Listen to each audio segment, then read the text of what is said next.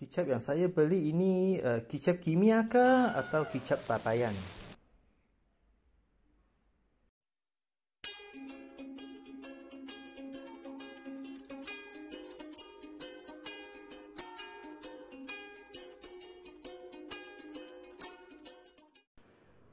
Hai, kita jumpa lagi dalam sesi perkongsian saya hari ini. So, hari ini saya akan cakap pasal kicap. Okay. Satu bahan penambah rasa makanan yang kita selalu guna dalam pemakanan kita.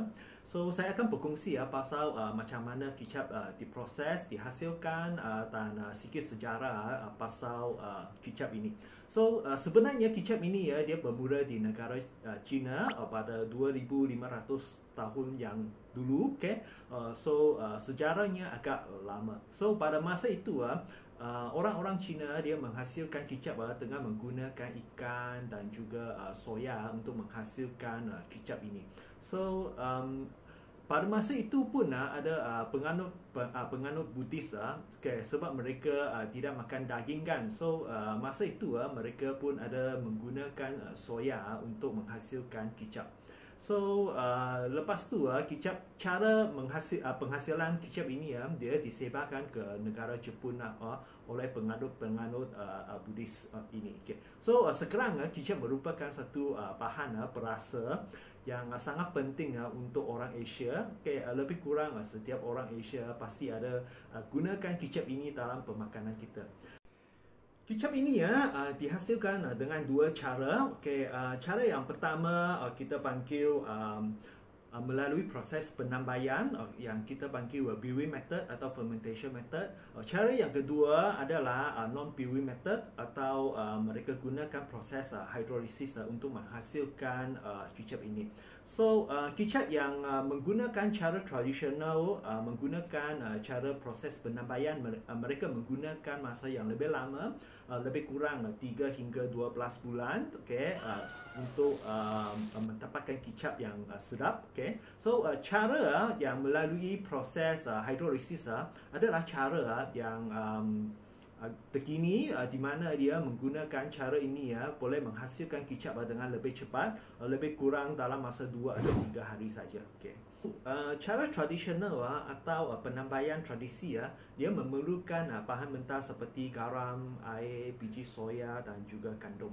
So, ia melibatkan 3 peringkat. Okay. Peringkat pertama kita panggil peringkat penambaian berpejau atau solid fermentation. So, pada permulaan ini biji-biji soya akan direndam dalam air dan apabila biji soya ini sudah berkembang, ia akan disteamkan. Okay. Pada masa yang sama, gandum pun akan dipanggang dan dua jenis benda ini mereka akan bercampur.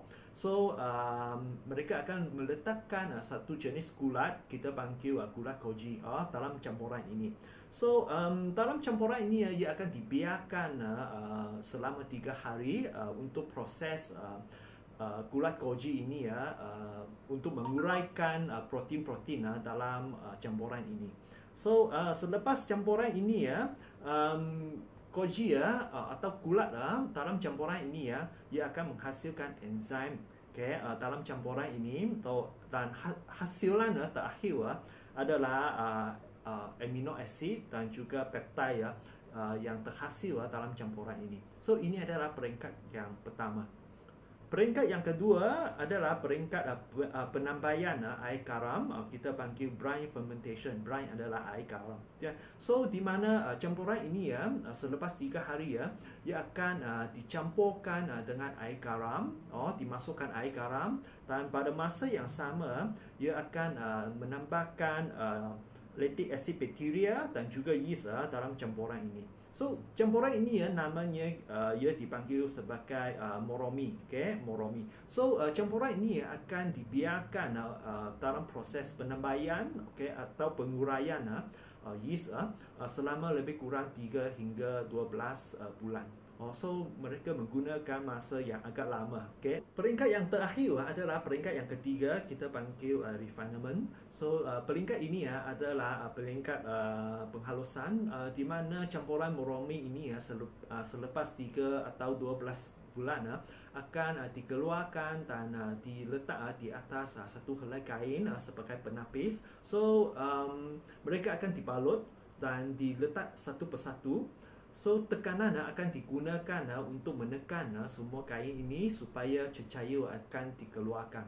So cecair yang dikeluarkan akan dikumpul dan di-pasteurize, di mana ia akan dimasak supaya kulat atau bakteria dalam campuran ini akan dibunuh.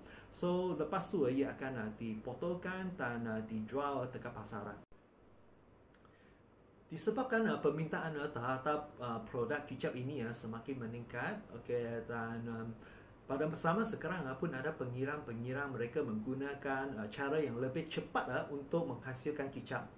So cara ini adalah proses hidrolisis kimia, di mana biji-biji soya ini akan dimasak dengan asid hidroklorik selama 15 hingga 20 jam untuk mengeluarkan asid amino dalam biji soya ini. So cecair ini atau asid amino ini akan dikumpul, dineutralkan, ditapis dan dicampur dengan bahan tambahan makanan seperti garam berwarna berasa karamel. Selepas tu ia akan dipack dan dijual dekat pasaran. Sekarang saya akan berkongsi dengan kamu macam mana kita membezakan sama ada kicap ini dihasilkan secara kimia atau secara proses penambaian tradisi.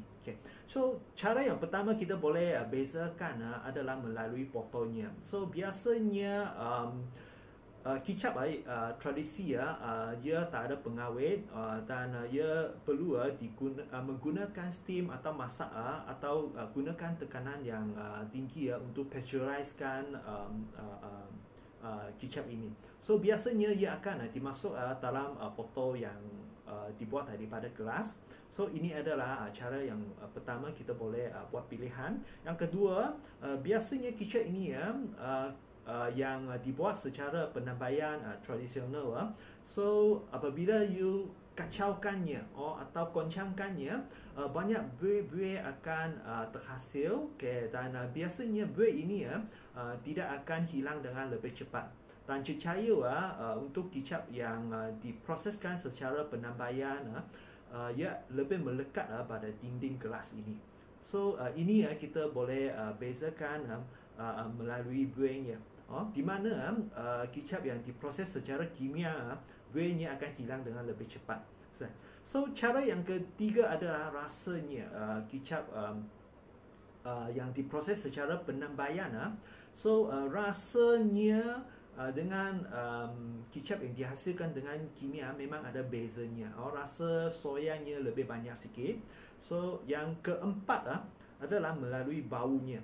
So untuk kicap diproses secara penambaian fermentation, tak ada bau kimia.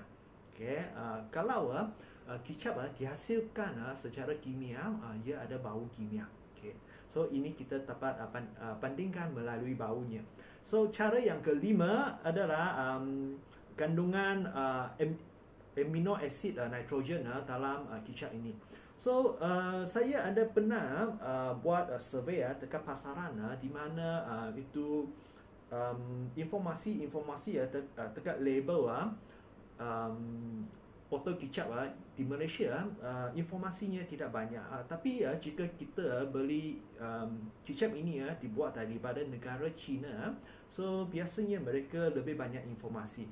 So sesetengah informasi yang kita boleh dapat adalah seperti kandungan amino acid nitrogen dalam kicap kita.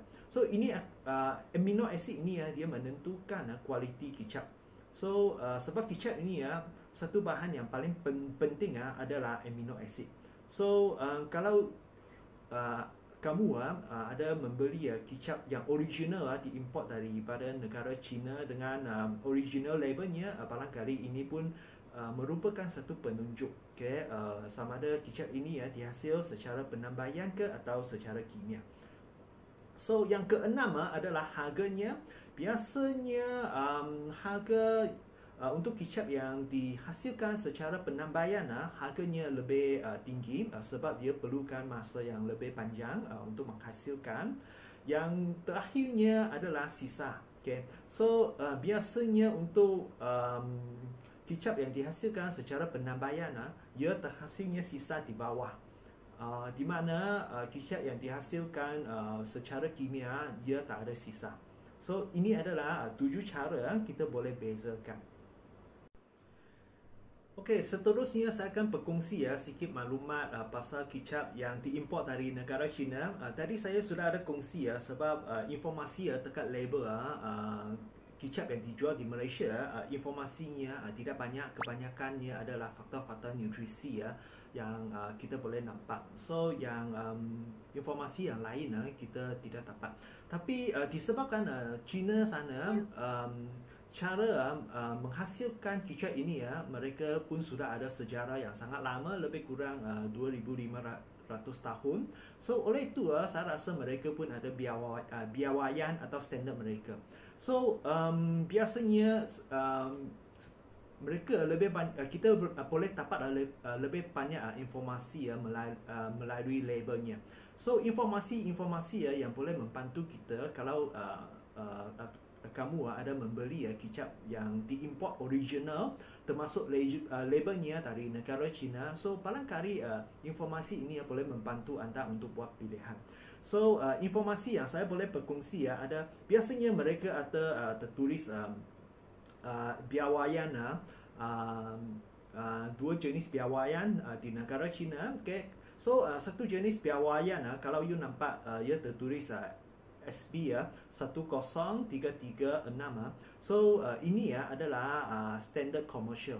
So standard commercial ini. So yang satu lagi biawayan atau standard adalah GB 18186.